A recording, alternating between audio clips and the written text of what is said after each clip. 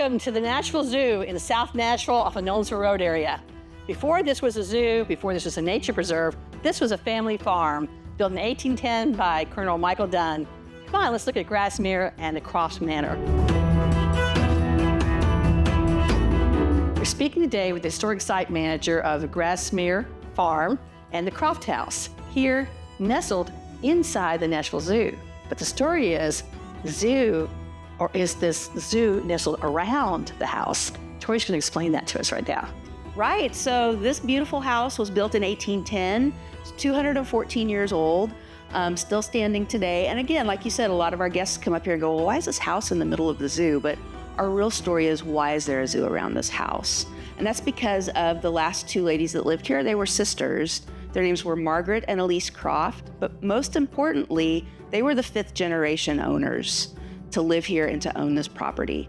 They loved animals. They didn't want to see this turned into a subdivision or a Walmart or anything like that. And they wanted to make sure that this would stay a place where people could come and learn about animals and nature. So that's kind of the quick story of how we ended up with a zoo here. Yeah, and you were talking too about the fact that the same family's owned it over 200 years before the city got it, and that meant that the furniture here is 95% original? It is. It's something that's really unique to historic house museums and something that we're really proud of. Because this was in the same family for so long, things were passed down through the family. So we have original furniture, original books, original china. We have over 1,000 books in our collection.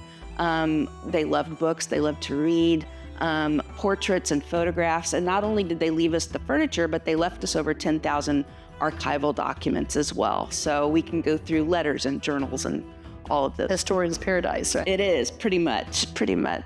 And then the family names. People that's lived in Nashville for many years will recognize some of the family names of streets around here. Yes, so the 1st generation owner was a man named Michael Dunn, and his daughter married a man named Lee Shute. So if you are from the Hermitage area or the Hendersonville area, you're probably very familiar with Shute's Lane. That's where the Shute family lived, and Lee came from that family. So he would have been the 2nd generation owner. His son, William Dixon Shute, was 3rd generation. William Dixon's 4 daughters became the 4th generation. And one of those daughters was a woman named Kate Shute Croft. And she was the mother of Margaret and Elise. So And of course, part of this area is called Grassmere. Yeah, that was the name of the farm. William Dixon Shute, the 3rd generation owner, wanted to name it, when he renovated it after the Civil War, he named it after a poem by William Wordsworth, who lived in the Grassmere Lakes district in England. So that's where the name came from.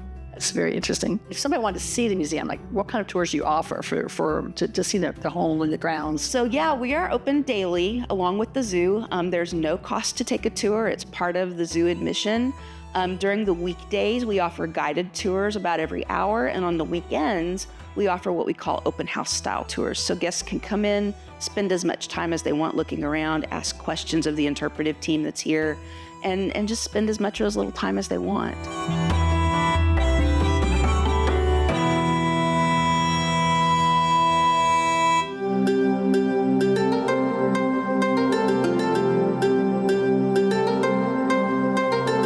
Tell us a little bit about the smokehouse, the Morton House. Yeah, so not only do we have this original home here from 1810, but we have several other original outbuildings, including a kitchen and a smokehouse that were built in the mid-1870s, and a cabin that was part of the original enslaved cabins that were here. Now, it was relocated here by the family when they did that 1870s renovation for tenant farmers to live in. And we know starting in 1919, there was a family, the Frank Morton family, that was living here. They were a tenant family that was hired to do the farming work, and they stayed until Frank died in 1962 and his son Albert died in 1973. So the Morton family was very instrumental in making sure that this farm was looked after, cared for, and worked and successful.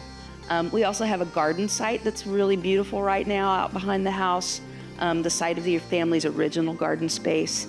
And then we have a livestock barn that was actually added in 1999. So we have sheep and goats and cows and horses and donkeys and barn owls that guests can come see too. So not only is it just the history, but we've also got animals here. Thank you.